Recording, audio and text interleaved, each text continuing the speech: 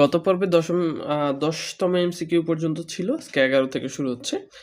বাংলা ভাষার শব্দ সাধন হয় না নিম্নোক্ত কোন উপায়ে? সঠিক উত্তর হচ্ছে লিঙ্গ পরিবর্তন দ্বারা। তার মানে সমাসের দ্বারা নতুন শব্দ ক্রিয়েট হয়, উপসর্গযোগে নতুন শব্দ ক্রিয়েট হয়। লিঙ্গ পরিবর্তন দ্বারা কোনো ধরনের কি হয় না, ক্রিয়েট হয় না, শব্দ ক্রিয়েট হয় না, এই জিনিসটাই বলছে। আসসালামাইকুম। বিসিএস প্রিলিমিনারি জব সলিউশন বিষয়ভিত্তিক 10ম বিসিএস থেকে 49তম বিসিএস প্রিলিমিনারি প্রশ্নসমূহের টপিক ভিত্তিক ব্যাখ্যা সহ সমাধানের বাংলা সাবজেক্টিভের আজকে দ্বিতীয় পর্বে সবাইকে শুভেচ্ছা। তারপরে 12 নম্বর প্রশ্ন। 12 নম্বর প্রশ্নে বলা হয়েছে তৎসম শব্দের ব্যবহার কোন রীতিতে সবচেয়ে বেশি? সঠিক উত্তর খ, সাধু রীতিতে। সাধু রীতিটার কিছু দেওয়া হলো। বাংলার লেখ্য সাধুরীতি সুনির্ধারিত ব্যাকরণের নিয়ম অনুসরণ করে চলে এবং পদবিন্যাস সুনিয়ন্ত্রিত সুনির্দিষ্ট। এ রীতি গুরুগম্ভীর ও তৎসম শব্দবহুল। সাধুরীতি নাটক, সংলাপ এবং বক্তৃতায় অনুপযোগী। এই কথাটা খুব গুরুত্বপূর্ণ, এটা বিভিন্ন পরীক্ষায় এসে থাকে। এই রীতিতে সর্বনাম ক্রিয়াপদ এক বিশেষ গঠন মেনে চলে। এই দুইটি জিনিস খুব গুরুত্বপূর্ণ। পরবর্তী প্রশ্ন নাম্বার 13 নম্বর বলা হয়েছে সাধু ভাষা সাধারণত কোথায় অনুপযোগী? সঠিক উত্তর হচ্ছে নাটকের সংলাপে, মাত্রই আমরা পড়লাম। সাধু ভাষা নাটকের সংলাপ বক্তৃতায় অনুপযোগী। তারপর নাম্বার 14 নম্বর বলা হয়েছে বাংলা ভাষার উদ্ভব হয়েছে নিচের কোন ভাষা থেকে? সঠিক উত্তর হচ্ছে প্রাকৃত ভাষা থেকে। বাংলা ভাষার উদ্ভব হয়েছে নিচের কোন ভাষা থেকে? প্রাকৃত ভাষা থেকে। এখানে বেশ কিছু তথ্য দেওয়া আছে। বাঙালি জাতিগোষ্ঠী যে ভাষা দিয়ে তাদের মনের ভাব প্রকাশ করে তার নাম হলো বাংলা ভাষা।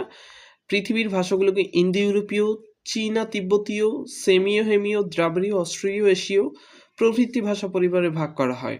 ইন্দো ইউরোপীয়, চীনা তিব্বতীয়, সেমীয় হেমীয়, দ্রাবিড়ীয় এবং অস্ট্রো এশীয় পরিবার। হ্যাঁ, ইংরেজি, জার্মান, ফার্সি, স্পানি, রুশ, পর্তুগিজ, উর্দু, ফার্সি, নেপাল, সিংহলি, নেপালি প্রভৃতি ভাষার মতো বাংলা ভাষা ইন্দো ইউরোপীয় ভাষা পরিবারের সদস্য। এটা মনে রাখতে হবে। বাংলা ভাষা কোন ভাষা পরিবারের সদস্য? ইন্দো ইউরোপীয় ভাষা পরিবারের সদস্য।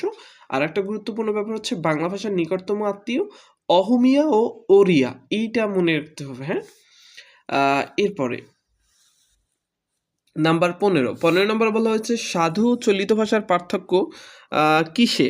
সঠিক উত্তর হচ্ছে ক্রিয়াপদ ও সর্বনাম পদের রূপগত ভিন্নতায়। তাহলে সাধু এবং চলিত ভাষা কিসের পার্থক্য বেশি পরিলক্ষিত হয়? সেটা হচ্ছে ক্রিয়া এবং সর্বনাম পদে।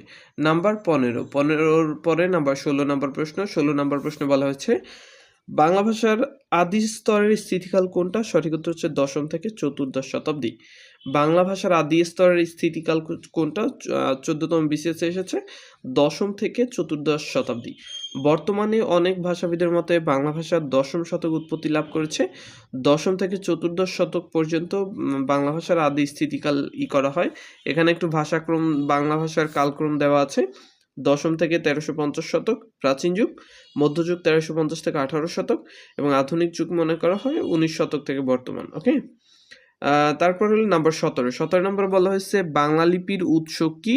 সঠিক উত্তর হচ্ছে ঘ, ব্রাহ্মী লিপি। বাংলা লিপির উৎস কি? সঠিক উত্তর হচ্ছে ঘ, ব্রাহ্মী লিপি। পাশাপাশি একটা তথ্য মনে রাখতে হবে, সেটা হচ্ছে বাংলা লিপি কিন্তু এই লিপিটা কুটিল লিপির পরিবর্তিত রূপ। এই তথ্যটা একটু গুরুত্বপূর্ণ। হ্যাঁ, আর একটা ব্যাপার হচ্ছে ব্রাহ্মী লিপির হলো 3টা রূপ আছে। এই যে ব্রাহ্মী লিপি, এই ব্রাহ্মী লিপির 3টা রূপ আছে। একটা নাম হলো শারদা, একটা নাম হচ্ছে নাগর, আর একটা নাম হচ্ছে কুটিল।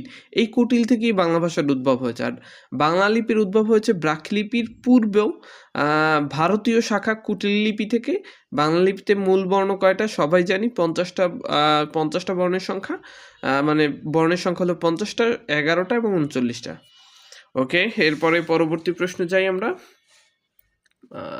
পরবর্তী প্রশ্ন নাম্বার 18 নম্বরে বলা হয়েছে গুরু চণ্ডালী দোষমুক্ত কোনটা? সঠিক উত্তর হচ্ছে শব্দা। এটা গুরু চণ্ডালী দোষ নাই। গুরু চণ্ডালী দোষমুক্ত শব্দ কোনটা? সঠিক উত্তর শব্দা। ওকে, এখানে ব্যাখ্যাটা গুরুত্বপূর্ণ, খুব ইম্পর্টেন্ট। গুরু চণ্ডালী দোষ বলতে কি বোঝায়?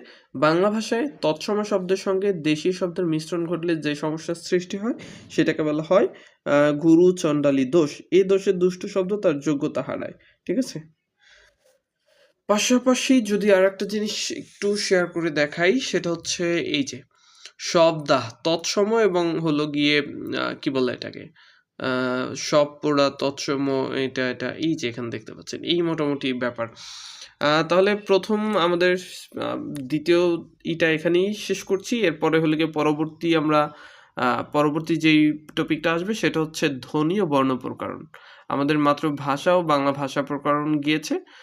এরপরে আসবে ধ্বনি ও ধ্বনি প্রকরণ। এটা পরবর্তী আমরা ইসে করব। পরবর্তী ভিডিওতে সবাইকে দেখার আমন্ত্রণ রইল। আসসালামু আলাইকুম।